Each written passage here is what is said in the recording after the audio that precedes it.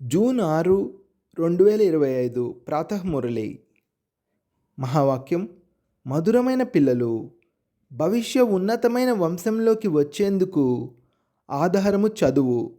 ఈ చదువు ద్వారానే మీరు బికారి నుండి రాకుమారునిగా అవ్వగలుగుతారు.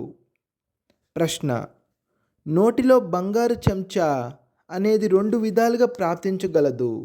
అది ఎలా? జవాబు: 1 భక్తిలో దాన పుణ్యాలు చేయడం ద్వారా, 2 జ్ఞాన మార్గంలో చదువు ద్వారా. భక్తిలో దాన పుణ్యాలు చేసినట్లయితే రాజుల వద్ద లేక షావుకారుల వద్ద జన్మ తీసుకుంటారు, కానీ అది హద్దులోని విషయము. మీరు జ్ఞాన మార్గంలో చదువు ద్వారా నోటిలో బంగారు చెంచాను పొందుతారు. ఇది అనంతమైన విషయము. భక్తిలో చదువు ద్వారా రాజ్యము లభించదు. ఇక్కడ ఎవరు ఎంత బాగా చదివితే అంతటి ఉన్నత పదవిని పొందుతారు. ధారణ కొరకు ముఖ్య సారము. మొదటి పాయింట్: ఏ విషయం గురించి చింతించకూడదు, సదా హర్షితంగా ఉండాలి. మేము శివబాబా పిల్లలము, మమ్మల్ని విశ్వాధిపతులుగా తయారు చేయడానికి తండ్రి వచ్చారు అన్నది స్మృతిలో ఉండాలి. రెండో పాయింట్: మీ అవస్థను ఏకరసంగా తయారు చేసుకునేందుకు దేహి అభిమానులుగా అయ్యే పురుషార్థం చేయాలి. ఈ పాత ఇంటి నుండి మమకారాన్ని తొలగించి వేయాలి. వరదానము: మనన శక్తి ద్వారా బుద్ధిని శక్తిశాలిగా చేసుకునే మాస్టర్ సర్వశక్తివాన్ భవ. మనన శక్తియే దివ్య బుద్ధికి ఔషధము. భక్తిలో ఏ విధంగా స్మరణ చేసే అభ్యాసం ఉందో అలా జ్ఞానంలో స్మృతి యొక్క శక్తి ఉంది. ఈ శక్తి ద్వారా మాస్టర్ సర్వశక్తివంతులుగా అవ్వండి.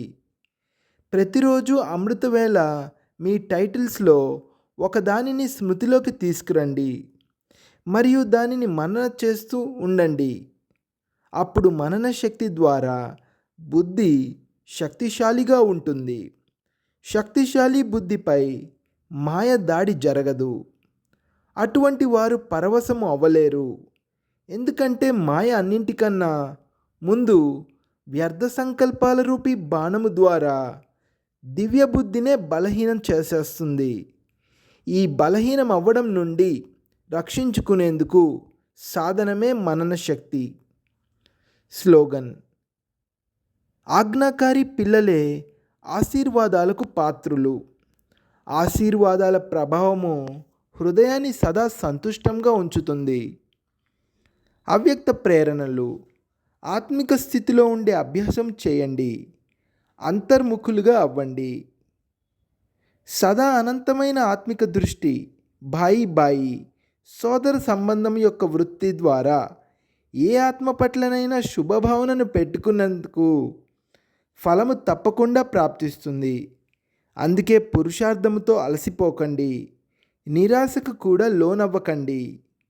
నిశ్చయబుద్ధి కలవారిగా అయి, నా వారు అన్న సంబంధం నుండి అతీతంగా అయి, శాంతి మరియు శక్తి యొక్క సహయోగాన్ని ఆత్మలకు ఇస్తూ ఉండండి. ఓం శాంతి.